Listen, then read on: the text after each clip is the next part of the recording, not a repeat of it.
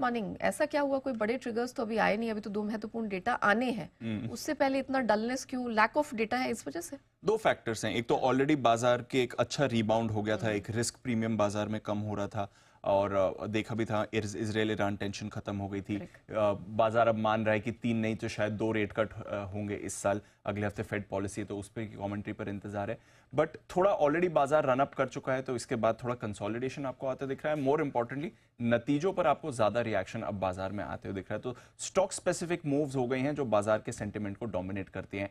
आज सुबह संकेत आपके लिए सुस्त ही आते हुए दिख रहे हैं। जैसा आपने कहा कुछ इंपॉर्टेंट डेटा आने वाला है, उससे पहले थोड़ा सतर्क हो गए। बैंक ऑफ जापान की पॉलिसी मीट शुरू हो गई है, कल इनकी पॉलिसी आने वाली है। उससे पहले आप देख रहे हैं कि आज जापान के बाजारों में अच्छी खासी गिरावट आ रही है। यूएस में कल हमने देखा थोड़ा मिला जुला सेशन आपको आते हुए दिखा। 4-5 दिनों की तेजी के बाद कल डाउ में आपने नरमी जरूर आते हुए देखी है। एसएनपी और नैस्डैक पर हल्की बढ़त ही आपको आते हुए दिखी। बहुत ही सीमित दायरे में कारोबार था, करीब 250 अंक की रेंज में डाउ ने कारोबार दिखाया, उसके में 40 अंक फिसलते हुए आपको दिखा। नैस्डैक पर भी सीमित दायरे में कारोबार था, बट मामूली बढ़त के साथ नैस्डैक और एसएनपी बंद होते हुए दिखे। थोड़ा विक्स में उछाला है 0.25%, इससे पहले हमने देखा था 15-16% इनका विक्स गिरा भी था। रसेल 2000 में हल्की गिरावट आपको आती हुई दिखी है। स्टॉक स्पेसिफिक एक्शन ज्यादा था, नतीजों पर ज्यादा रिएक्शन आपको आते हुए दिख रहा है।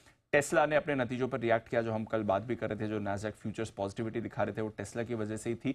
12% ऊपर टेस्ला का शेयर जंप होते हुए दिखा है। इन्होंने नई अफोर्डेबल ईवी लाने का प्लान बताया है, साथ ही कॉस्ट कटिंग मेजर्स भी कंपनी ले रही है। बट इसके सामने मेटा के नतीजे आपके लिए आए थे। मार्केट में तो शेयर ठीक ठाक था, नतीजे भी अनुमान से बेहतर थे, बट गाइडेंस ने काफी ज्यादा निराश किया, और इतना निराश किया गाइडेंस ने कि स्टॉक पोस्ट मार्केट ट्रेडिंग में 15% लुढ़का है। तो नैस्डैक फ्यूचर्स में जो आज सुबह आपको बड़ी गिरावट दिख रही है, 250 पॉइंट नीचे 1% का कट नैस्डैक फ्यूचर्स में आ रहा है, ये मेटा की वजह से ही है। तो पोस्ट मार्केट में शेयर 15% नीचे। अब देखते हैं आज शाम को कैसा रिएक्शन आएगा।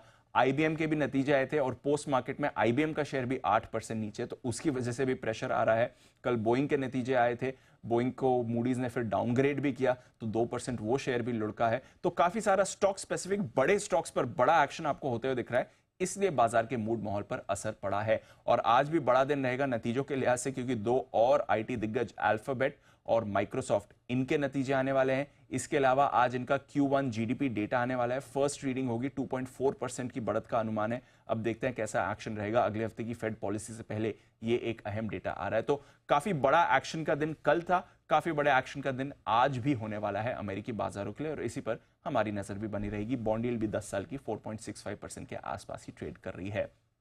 यूरोप की बात करें, सुस्त कारोबार था, कुछ ज्यादा खास यहां पर एक्शन नहीं हुआ। डॉलर इंडेक्स में आपने हल्का रिबाउंड देखा है। कल कमोडिटी बाजार पर प्रेशर बना हुआ था।